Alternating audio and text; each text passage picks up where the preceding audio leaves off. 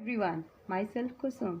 Let me take you to today the world of English literature. If I more precisely say world of poetry. So first of all, let us know about the poet who has written this poetry. The name of the poem is All the World's Stage, and the poetry is written by well-known English poet William Shakespeare. William Shakespeare was an English poet, playwright and actor. He was born in Stratford upon Avon in April 1564 and is often referred to as the Bard of Avon.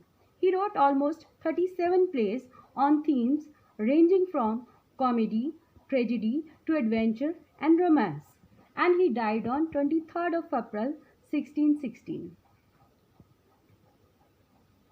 So let us see what this poem is all about. All the World Stage is a speech that appears in Shakespeare's play, As You Like It. The first performance of the play was held in 1603. We will understand this poem line by line. All the world stage and all the men and women merely players. They have their exits and their entrances, and one man as time plays many parts. In the first line, the poet compares this world to a stage, where all the men and women are only actors and actresses on the stage. They have different routes to enter on the stage, but also have the different exits to go out. When they are born, they enter on the stage, and when they die, they leave the stage. Everyone plays many parts during his lifetime, and these parts are called seven ages or the stages of a man. His acts being seven ages. At first, the infant, mewling and puking in the nurse's arm. Here, mewling means a weak crying sound and puking means vomiting.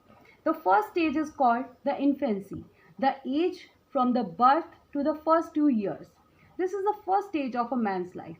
He always cries feebly during his babyhood, throws up milk and vomits when he is in the hands of a nurse or his mother.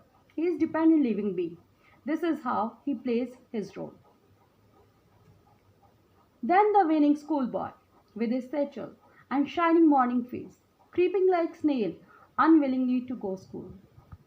Now the second stage of the man's life comes, that is the childhood. This is the second stage. It is the time when he complains to go to school all the time. He carries his school bag and his face shines like the bright and fresh morning. He moves to school like a snail because he is not willing to go to school.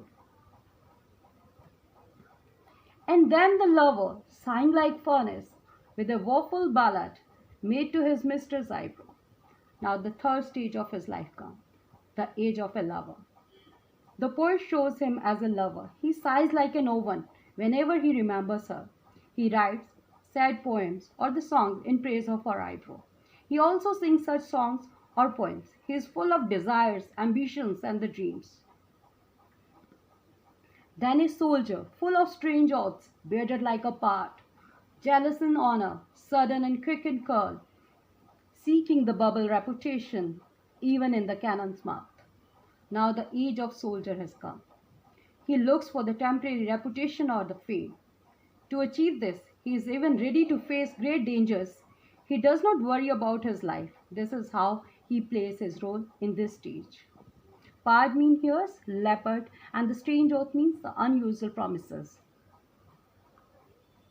And then the justice, in fair round belly, with good capon line, with eye severe, and beard of a formal cut, full of his sauce and modern instances, and so he plays his part. The middle age, this is the fifth stage of his life. Here the poet shows him as a judge, experienced, mature, and has a fair round belly because of his careless eating. It is the stage when he is a serious person. He has the beard of formal cut. He always shares wisdom with others and gives present examples to understand them better. This is how he plays role in the middle age. Middle age at the age of almost 40 plus. The sixth age shifts into the lean and slippered pantaloon with the spectacles on the nose and the pouch on side. The pantaloon, this is the sixth stage of man's life. Now he shifts from the middle age to the old age. He looks like an old fool in his rag slippers and becomes thin, weak, and lean. He wears now spectacle on his nose because his eyesight has become weak. His youthful horse well saved a world too wide for his shrunk shank and his big manly voice, turning again toward childish treble pipes. Now he has also a purse by his side in which he keeps his necessary things. Because he has become an old man.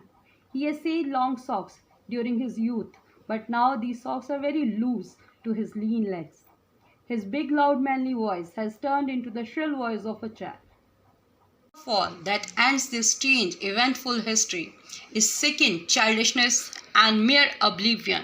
Sans teeth, sans size, sans taste, sans everything. This is called the dot age. This is the last stage of his life. Now he changes from his old age to the oldest one. In this period, all the life which has been previously full of strange and exciting events comes to an end. He becomes child once again. So it is his second childhood because he forgets almost everything. His memory becomes weak. He loses teeth, eyesight, and even taste. He is without everything. This is the stage which he completes the drama of his life and leaves the stage of this world. So, here I come to the end of this poem, and I would like to conclude this poem with this word. We can observe Shakespeare has very well described the 7 stages of man's life with a touch of satire. Shakespeare has described each man's life stage with the great economy of the words. He used living and the concrete images of the described the different stages of man. Thank you everyone for listening me, and I hope you understood well everything. That's all from my side.